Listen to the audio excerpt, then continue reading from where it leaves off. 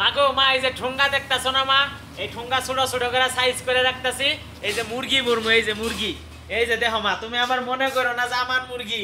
মাগো মুরগি সিদ্ধ করে রাখছি, এটিতে স্যান্ডউইচ বানাবো, কিন্তু এগুলো আগের থেকে রেডি করে রাখার লাগে। এই জন্য দেখো এই যে সুন্দর করে রেডি করে রাখার জন্য ওই যে ঠোঙ্গা রেডি করছি, আর মুরগিগুলা ভাঙ্গে ঠান্ডা করার জন্য দিছি মা। মাগো দুনিয়ার মধ্যে কামই তো করতে হইব, কাম ছাড়া তো কোনো ভাত নাই। এই দুনিয়ার মধ্যে কাজ আছে তো ভাত আছে, কি কও মা? আমি তো জানি বাংলাদেশে কত মানুষ বেকার বইয়া খায়, তাদেরকে আমি একটা মেসেজ দিতে চাই।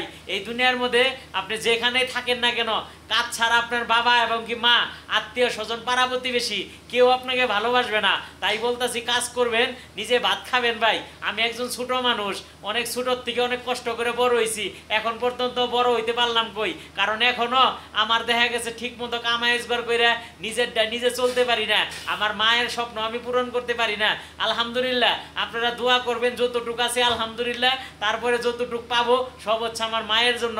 আমার মা এখনো জানেন কারেন্ট ছাড়া ঘুমায়, খাট ছাড়া ঘুমায়, কোনো আল্লাহ সুকেস আলমারি কোনো কিছু ছাড়া ঘুমায়। কারণ আমার মা এই আগের যুগের মানুষ ভাই, এই যুগের মানুষ হইলে হয়তো অনেক কিছুই কইতো।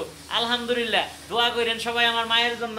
এই যে মুরগি রেডি করছি, ইম্বুরা এই যে ঠুঙ্গা মুঙ্গা সব রেডি করে রাখতেছি, কারণ হইতেছে এটির মধ্যে মুরগি বইরা 1 মাসের জন্য সুরক্ষা করে রাখতে হইব।